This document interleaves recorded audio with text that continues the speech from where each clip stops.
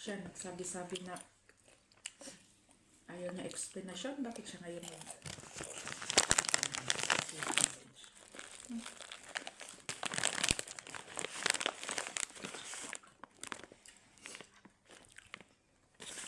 overripe. Aslam siya. Kaya overripe man. Kita ko si Rina doon. At saka yung anak niya. Kasama niya doon sa siyempre gusto daw mag-vaccine. Mag-enroll siguro. Anak ng lalaki.